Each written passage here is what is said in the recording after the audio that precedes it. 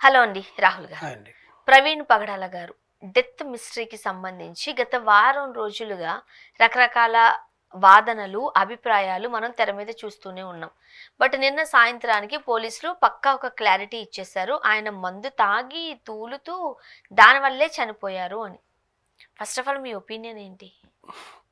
నాకు తెలిసి పోలీసులు క్లారిటీ ఇవ్వలేదు. పోలీసులు ఏం చెప్పారు అంటే ఆయన మద్యం సేవించి తూలుతూ బండిపై నుంచి పడిపోయి అయ్యుండొచ్చు, కానీ మేము ఇంకా దర్యాప్తు చేస్తున్నాము అన్నారు. నేను 4 రోజుల నుంచి వారం రోజుల నుంచి నెత్తి నోరు కొట్టుకొని చెప్తుండేది, ఇన్ని చెప్పే బదులు ఆ పోస్ట్ మార్టం రిపోర్ట్ ఎందుకు ఇవ్వట్లేదురా బాబు అని. అది ఇంపార్టెంట్ కదా. ఇప్పుడు వాళ్ళ ఫ్యామిలీ కన్నా ఇవ్వాలిగా. ఇది ఇప్పుడు వాళ్ళ ఫ్యామిలీ ఇష్యూ కాదు, ఇది ఒక రాష్ట్రానికి సంబంధించిన ఇష్యూ, ప్రపంచంలో ఉండే క్రిస్టియన్స్కి సంబంధించిన ఇష్యూ. క్రిస్టియన్ పాస్టర్ క్రిస్టియన్ బోధనలు చేస్తూ ఆ జీసస్ గురించి వాళ్ళ కమ్యూనిటీకి చెప్పుకుంటూ వస్తున్న ఒక ఆయనని, ఆయన మంచివాడా చెడ్డవాడా, ఆయన తాగుబోతా తిరుగుబోతా ఇవన్నీ పక్కన పెడితే ఆయనని ఇష్టపడే ప్రజలు ఉంటారుగా, ఆయన ఇష్టపడే వాళ్ళు ఉంటారు. ఇవన్నీ పక్కన పెడితే ఆయన కట్టుకున్న భార్య, 2 పిల్లలు ఉంటారు. దీంట్లోకి మతాన్ని జోడించడం నాకైతే ఇష్టం లేదు. అంటే ఒక వ్యక్తి చనిపోయారు, నేను అది నిన్న మొన్న కూడా చెప్పాను. ఎలా చనిపోయారు అనేది తెలియాలి కదా. యాక్సిడెంటల్ గా చనిపోయారా? అంతే కదా, యాక్సిడెంటల్ గా చనిపోయారా, లేదు అని అంటే ఎవరైనా కావాలని చంపేశారా? ఇంకా కక్ష ఏందన్నది పక్కన పెట్టద్దాం. అసలు కక్ష, కార్పణ్యాలు, అవన్నీ వాళ్ళ ఫ్యామిలీ కూడా అడగట్లేదండి. వాళ్ళ ఫ్యామిలీ అడిగేది కూడా ఇదే. తన భర్త తాగి చనిపోయాడని ఒక భార్యకి నువ్వు క్లారిటీ ఇస్తున్నావు అంటే, ఒక మనిషి గురించి, I'm not talking about anything, general perspective. అమ్మా నీ భర్త తాగి తాగి తాగి రోడ్డు మీద పడి చనిపోయాడమ్మా, చూడు ఎట్లా తాగాడని భార్యకే చూపిస్తే ఆ భార్య గుండె పగిలిపోదు చనిపోయిన తర్వాత నువ్వు చూపిస్తుంటే వీడియోలు. మీ క్లారిటీ కోసం ఆయన ఏం చేశాడు, ఆయన హైదరాబాద్ నుంచి రాజమండ్రికి వచ్చే దారిలో ఆయన ఏమేమి జరిగాయి, ఎక్కడెక్కడ ఉన్నాడన్న క్లారిటీ కోసం మీరు వీడియోలు చూపిస్తున్నారు, మీరు ఆ ఫుటేజ్ అంతా తీసుకొచ్చారు. బట్ ఆ ఫుటేజ్ మీ వరకు ఉంచుకోవాల్సింది.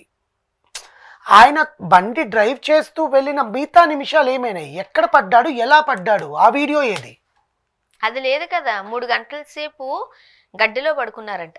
ఒకటి చెప్తాను, మీరు ఇంత ఎదిగిన తర్వాత మీకు ఒక ఫ్యామిలీ బ్యాక్గ్రౌండ్ ఉంటుంది, మీకంటూ ఒక నేచర్ ఉంటుంది. ఇప్పుడు నేనున్నాను, కొన్ని పనులు చేసినా సరే, లేదు అని అంటే కొన్ని ఆలోచనలు చేసినా సరే, అది మనమేంటో అనేది బయటకు చూపిస్తూ ఉంటుంది. అదే కదా మనం, అదే కదా స్వర్ణ అంటే, అదే కదా రాహుల్ అంటే, అదే కదా వేరే వాళ్ళు ఎవరైనా అంటే. పర్టికులర్ ఒక క్యారెక్టర్ ఉంటుంది మనకి. మన ఫర్ ఎగ్జాంపుల్ చూడండి, మన మెయింటెనెన్స్ చెప్తూ ఉంటుంది, మనం ఎంత ఉన్నాము ఏంటి కాదు అని. ఇప్పుడు ప్రవీణ్ పగడాల అనే ఒక పాస్టర్ చిన్న వ్యక్తి అయితే కాదు, కాస్త వెల్ సెటిల్డే. ఆయన ఒక 2 మందుల బాటిల్స్ ఆయనంతటా ఆయన కొడుక్కుంటారా? అసలు ఫస్ట్ ఆఫ్ ఆల్ నాకు ఇంకో క్లారిటీ కూడా వస్తుంది. డ్రైవ్ చేయాలి, ఎక్కడ కూడా ఆయన హెల్మెట్ పెట్టుకొని ఉన్నాడు, కానీ హెల్మెట్ తీయకుండా ఎలా? ఒక హెల్మెట్ పెట్టుకున్న వ్యక్తిని చూపించి ఇది ఈయనే, ఇది ఈయనే, ఇది ఈయనే అన్నప్పుడు, హైదరాబాద్ నుంచి విజయవాడ దగ్గర వరకు లేకపోతే రాజమండ్రికి వరకు ప్రయాణం చేస్తున్న వ్యక్తులు 300 CCTV ఫుటేజ్ ఉన్నప్పుడు ఒక్క దగ్గరన్నా ఫేస్ కనబడదా?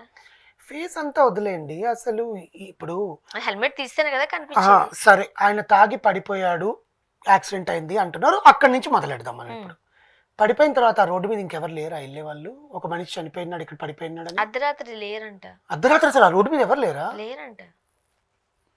ఓకే, మైట్ బి ఆ రోడ్ లో నిషేధం ఏమో లేండి. వేగంగా వెళ్తున్న బస్సులు వేగంగా వస్తున్నవి వచ్చాయి, కింద కొంచెం పడిపోయి ఉన్నారు కాబట్టి ఎక్కడున్నారో ఏంటి అనేది తెలియదు. ఓ చీకటి మేబీ ఆ రోడ్ ని నిషేధించుంటారేమో. ఆ రోడ్ వేగంగా కార్లు వెళ్తున్నాయి, కానీ అక్కడ కింద పడున్న వ్యక్తిని మాత్రం ఎవరు చూడలేదు. సో పొద్దున్న వరకు ఆయన పడిపోయినట్టు చూడలేదు. సో ఈ వీళ్ళు చెప్పిన కథనం ప్రకారం 11:45 ఆయనకి చావు జరుగుండొచ్చు. సో 11:45 నుంచి పొద్దున తెల్లారి 6:30 వరకు, 6 గంటలకు సూర్యోదయం అనుకుందాము, 6:30కి అనుకుందాం సూర్యోదయం. సూర్యోదయం అయ్యేంత వరకు ఆయన శవాన్ని ఎవరు గుర్తుపట్టలేదు. అక్కడ ఒకరు పడిపోయారన్న విషయం ఎవరికి తెలియదు. సరే, వాళ్ళు అనుకున్న ప్రకారం ఆయన యాక్సిడెంట్లో చనిపోయాడు అన్నారు. కనీసం పోస్ట్మార్టం రిపోర్ట్లో ఆయన తాగి మద్యం సేవించి మద్యం ఎక్కువయ్యి డీహైడ్రేషన్ అయిపోయి ఆయన బాడీ ఆయన కంట్రోల్ తప్పి బుల్లెట్ పైన నుంచి ఆయన దొల్లుకుంటూ వెళ్ళి ఒక రాయికి తగిలి, ఆ రాయి తగలంగానే రాయి వచ్చి మళ్ళీ గుండెల మీద పడిపోయింది. మీకు బండి అర్థమవుతుందా? కూడా బాడీ మీద ఇలా పడిపోయింది, ఆ, బాడీ మీదకి వెళ్ళి బండికి తెలిసి ఇలా పడింది బండి.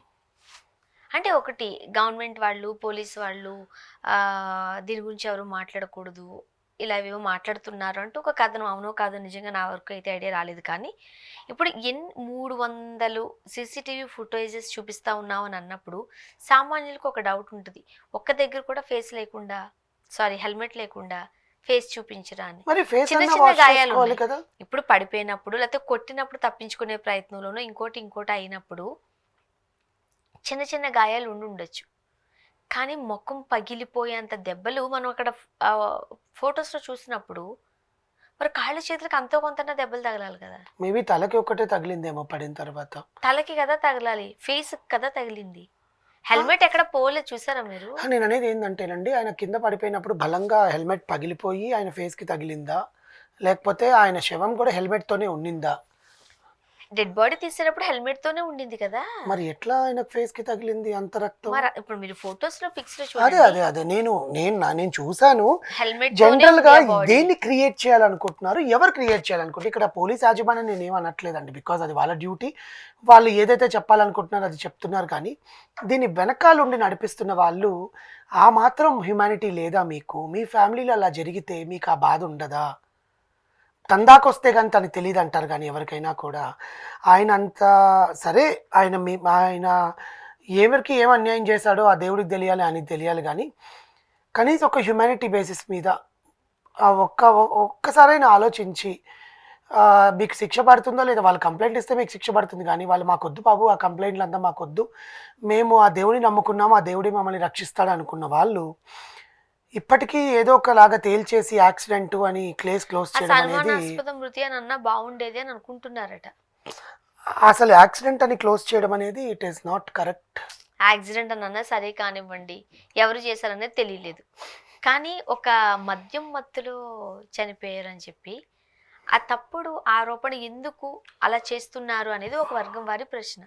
ఇప్పుడు మీరు మాట్లాడొద్దు అని నోరులు మూయించేస్తారు, మమ్మల్ని మాట్లాడనివ్వరు, మానేస్తారు. ఎంతకో కొంత అందరికీ ఫ్యామిలీస్ ఉంటాయి కాబట్టి ఒకలాంటి భయం ఉంటుంది కాబట్టి కూల్ అయిపోతారు, కామ్ అయిపోతారు. కానీ వాళ్ళ దగ్గర ఉన్న కొన్ని డౌట్స్కి సమాధానాలు ఎవరు చెప్తారు? ఆ పోలీసులు ఏమనుకుంటున్నారు, వాళ్ళకి ఏం సమాధానం చెప్తారు? ఆ ఫ్యామిలీ ఇప్పటికి 10 రోజులు అవుతోంది, రేపు బుధవారానికి 10 రోజులు అండి ఆయన చనిపోయి. ఒక్కసారి కూడా ఆయన హెల్మెట్ తీయలేదా? పైగా ఆయన బాగా చదువుకున్న ఆయన, కాస్త ఇంటలెక్చువల్ ఆయన, ఆ మాత్రం తాగుండొచ్చేమో కనుక ఆగిన దగ్గరల్లా మందు కొనుక్కుని తాగేస్తారా? సరే, ఒకవేళ అంత తాగినా కూడా ఆయన కాన్షియస్లో బండి డ్రైవ్ చేయగలనంత నమ్మకం కూడా ఉండదు కదా జనరల్గా ఒక మనిషికి. ఇప్పుడు అదే అంటున్నా, మనకు తెలుస్తుంది కదా, మనకు సెల్ఫ్ కాన్షియస్ ఉంటుంది. మనకు ఒకటి ఉంటుంది. పైగా ఆయన వెళుతుంది ఒక మీటింగ్ అన్నప్పుడు, అరే నేను తాగి యాక్సిడెంట్ అవుతుందని ఎవరికి తెలియదు, ఎవరు చచ్చిపోవాలని కోరుకోరు కదా. అరే నేను తాగి నేను నా ప్రేయర్ ప్లేస్కి వెళుతుంటే వాళ్ళు నన్ను ఈ స్థితిలో చూస్తే అది కరెక్ట్ కాదు అని ఆయనకి తెలియదా? అసలు చనిపోయిన అతని గురించి ఎన్ని నిందలు వేయాల్సిన అవసరం ఎందుకు అనేది తెలియట్లేదు. సెకండ్ రీజన్, పోలీసులు ఒక యాక్సిడెంట్ కేసు ఇది, ఆయనంతటా ఆయనే మద్యం మత్తులో ఉళ్ళు తూలిపోయి బండిపై నుంచి పడిపోయి చనిపోయాడు అని ఫైనల్ కంక్లూజన్ ఇచ్చారని మీరు అంటున్నారు. నాకు తెలిసి ఇవ్వలేదు, ఇంకా దర్యాప్తు చేస్తున్నామని చెప్పారు వాళ్ళు. బట్ ఆ ఫ్యామిలీకి ఆ కంక్లూజన్ అయితే ఇచ్చాము. ఫోన్పే బిల్లులు కూడా ఉన్నాయని చెప్పి ఒక ప్రముఖ ఛానల్లో వార్త, వేరే వాళ్ళు ఎవరికి అవి రావట్లేదు. మరి అలా అనుకుంటే ఎప్పుడు పడితే అప్పుడు ఆయన కొనుక్కుని ఉండాలిగా మద్యం. ఏంటో అసలు నిన్న కూడా ఒక న్యూస్ చూసానండి, 650 పెట్టి ఒక దగ్గర కొనుక్కున్నాడు, 872 పెట్టి పెట్రోల్ పట్టించుకున్నాడు, 350 పెట్టి ఇంకో దగ్గర కొనుక్కున్నాడు. సరే కొనుక్కోనివ్వండి, బట్ అదే చెప్తున్నాను, అంత వెళ్ళి చీప్ లిక్కర్ కొనుక్కోవాల్సినంత పని అవసరం లేదు కదా. That two is in a good status. అదే అంటున్నా, బేసికల్లీ ఆయన ఒకవేళ అంటే మేబీ అతనికి ఈ చీప్ లిక్కర్ అని నేను అనకూడదు, కానీ generally I should not use this word. But ఏంటంటే ఒక స్టేజ్లో ఉండి మనం ఎక్కడికి వెళ్తున్నాం అన్న కాన్షియస్ ఉన్న వ్యక్తి అలా చెయ్యడు అని మాత్రం నాకు అనిపిస్తుంది. నేను అంటే ఒక వర్గం వారు లేకపోతే కొంతమంది చెబుతున్న మాటల ప్రకారము, సరే ఏమన్నా పెట్టండి, ఇన్ని ఫొటోస్ ఒక్కటన్నా హెల్మెట్ లేకుండా ఉండకపోతుందా, అది ఒకటి చూపించండి. పోస్ట్ మార్టం రిపోర్ట్ అండ్ పార్క్లో కూర్చున్నట్టుగా చూపించిన ఆయన కాస్ట్యూమ్కి బాడీ మీద ఉన్న కాస్ట్యూమ్స్కి సంబంధమే లేదు, అది ఒకటి. అసలు వీళ్ళు ఏం చిత్రీకరించాలనుకుంటున్నారా? మొత్తానికైతే చనిపోయిన ఏం అయితే జరిగిందో తీసుకురాడు కానీ క్లారిటీ మొత్తానికైతే ఏం జరిగిందనే దాన్ని మాత్రం క్లోజ్ చేయాలనుకుంటున్నారు ఏదో ఒక రకంగా. గవర్నమెంట్ నుంచి కూడా ప్రెషర్ ఉండుండొచ్చు వాళ్ళకి బేసికల్లీ. బట్ ఈ ఫ్యామిలీకి జరిగిన అన్యాయాన్ని అయితే ఎవరు తీసుకురాలేరు కానీ బట్ చూద్దాం ఏం జరుగుతుందా ముందు ముందు. Thank you so thank you. Much.